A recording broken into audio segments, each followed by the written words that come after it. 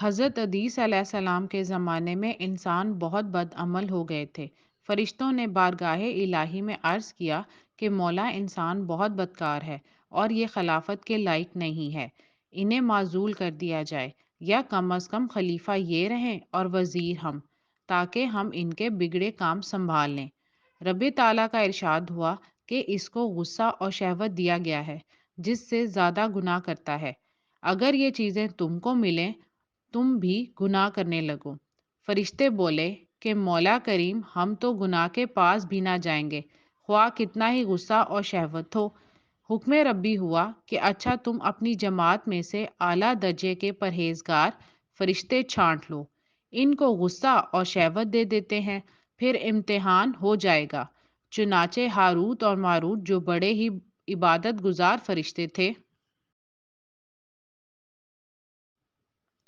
انتخاب میں آ گئے۔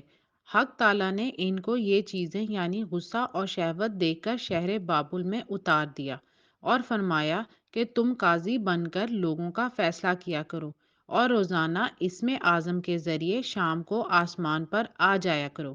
یہ دونوں 1 مہینے تک ایسے ہی آتے جاتے رہے۔ اتنے عرصے میں ان کے عدل و انصاف کا عام چرچا ہو گیا اور بہت مقدمے ان کے پاس آنے لگے۔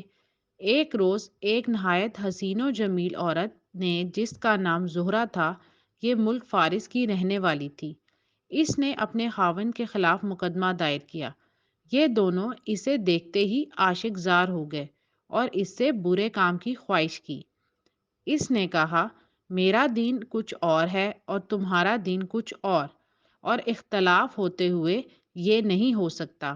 نیز میرا شوہر بہت غیرت مند ہے، اگر اسے خبر لگ گئی تو مجھے قتل کر دے گا، لہٰذا پہلے تو آپ میرے بت کو سجدہ کرو اور پھر میرے شوہر کو قتل کرو، پھر میں تمہاری اور تم میرے۔ انہوں نے انکار کر دیا۔ وہ چلی گئی، مگر ان کے دل میں اس کے عشق کی آگ بھڑک گئی۔ آخر اسے پیغام بھیجا کہ ہم تیرے گھر آنا چاہتے ہیں۔ سر آنکھوں پر یہ دونوں اس کے گھر پہنچ گئے۔ اس نے اپنے آپ کو آراستہ کیا اور ان سے بولی کہ یا تو آپ لوگ مجھے اسم اعظم سکھا دیں، یا بت کو سجدہ کریں، یا شوہر کو قتل کریں، یا شراب پی لیں۔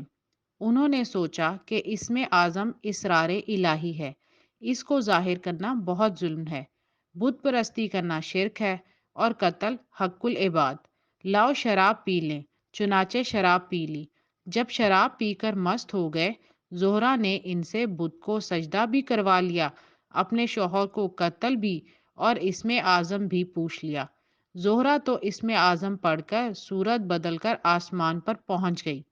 حق تعالیٰ نے اس کی روح کو زہرہ ستارے سے متصل کیا اور اس کی شکل زہرہ ستارے کی طرح ہو گئی۔ جب ان کا نشہ اترا تو یہ اسم اعظم بھول چکے تھے اور اپنے کیے پہ نادم و شرمندہ تھے۔ حق تعالیٰ نے فرشتوں سے فرمایا کہ انسان میری تجلی سے دور رہتا ہے۔ یہ دونوں شام کو حاضر بارگاہ ہوتے تھے، پھر بھی شہوت سے مغلوب ہو کر سب کچھ کر بیٹھے۔ اگر انسان سے گناہ سرزد ہوں تو کیا تعجب ہے۔ تمام فرشتوں نے اپنی خطا کا اقرار کیا اور زمین والوں پر بجائے لعن طعن کرنے کے ان کے لیے دعائے مغفرت کرنے لگے۔ قرآن فرماتا ہے پھر یہ دونوں حضرت ادریس علیہ السلام کی بارگاہ میں حاضر ہوئے اور شفاعت کے طالب ہوئے۔ آپ نے ان کے حق میں دعائے مغفرت کی۔ بہت روز کے بعد حکم الہی آیا کہ ان کو اختیار دیجیے کہ یہ یا تو دنیاوی عذاب قبول کر لیں یا آخرت کا۔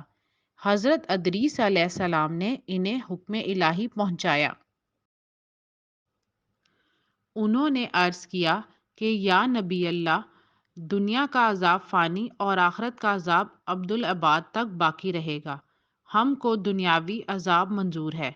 چنانچہ حق تعالیٰ نے فرشتوں کو حکم دیا کہ ان دونوں کو لوہے کی زنجیروں میں جکڑ کر بابل کے کنویں میں اوندا لٹکا دیں۔